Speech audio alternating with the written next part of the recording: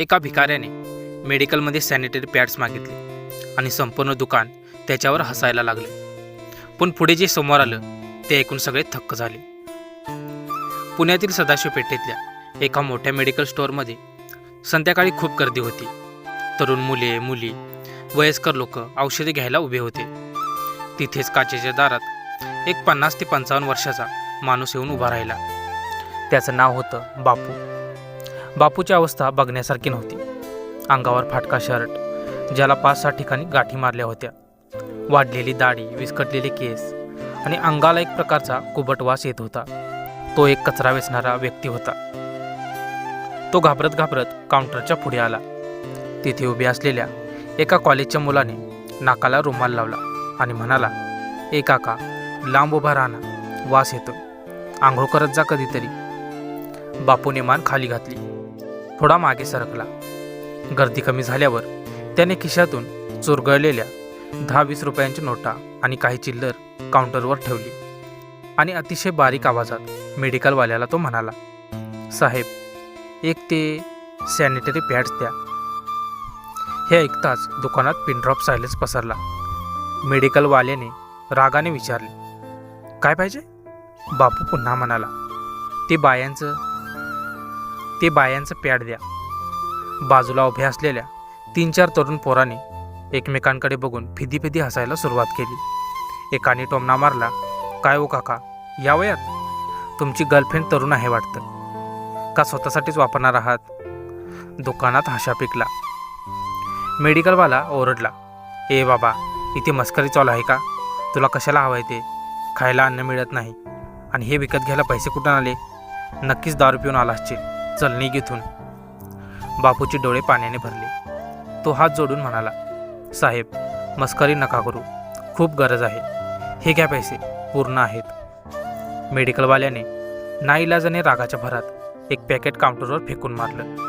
"हे घे आणि मर तिकडे." बापूने ते पॅकेट आपल्या मळक्या पिशवीत लपवलं आणि चोरासारखा मान खाली घालून तिथून पळाला. दुकानातला हा प्रकार तिथेच उभे असलेल्या सागर नावाच्या एका पत्रकाराने पाहिला. सागरला त्या म्हाताऱ्याच्या डोळ्यातली लाचारी आणि वेदना बघून शंका आली. एखादा भिकारी हे का विकत घेईल? सागरने आपली गाडी काढली आणि गुपचूप बापूचा पाठलाग सुरू केला. बापू शहराबाहेरच्या पुलाखालच्या एका झोपडपट्टीत गेला. तिथे खूप घाण होती. डुकरांचा सुळसुळाट होता. एका पत्र्याच्या शेडजवळ बापू थांबला. सागर लांबून बघत होता. त्या शेडमध्ये एक 25 ते 26 वर्षाची मनोरुग्ण तरुणी बसली होती. तिचे कपडे फाटके होते, केसांना जटा झाल्या होत्या आणि ती स्वतःच्याच धुंदीत शून्यात बघत होती. तिला स्वतःच्या शरीराचे भान नव्हते. बापू तिथे गेला. त्याने आजूबाजूला पाहिलं. तिथे शेजारी राहणाऱ्या एका बाईला त्याने हाक मारली, "ताई, ओ ताई, इकडे या ना." ती बाई आली. बापूने आपल्या पिशवीतून ते पॅड्सचं पाकिट आणि एक वडापाव काढला. तो त्या बाईला म्हणाला, "ताई, या पोरगीला आज 4 दिवस झालेत. कपडे खराब झालेत तिचे. तिला कळत नाही हो काही. लोक हसतात, दगड मारतात.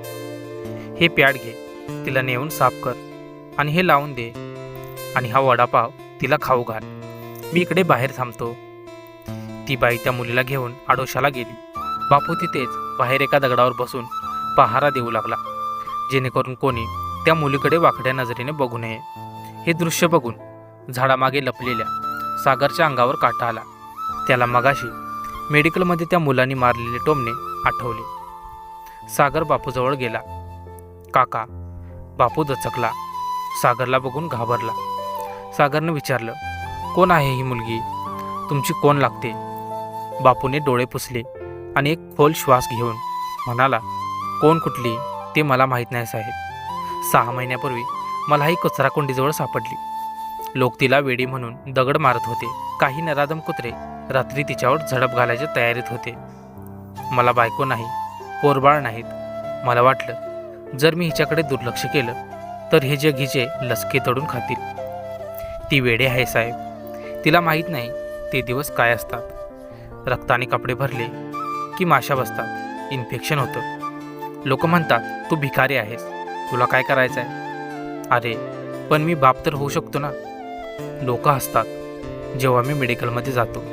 असू दे, जोपर्यंत हा बापू जिवंत आहे तोपर्यंत या पोरीची इज्जत रस्त्यावर जाऊ देणार नाही.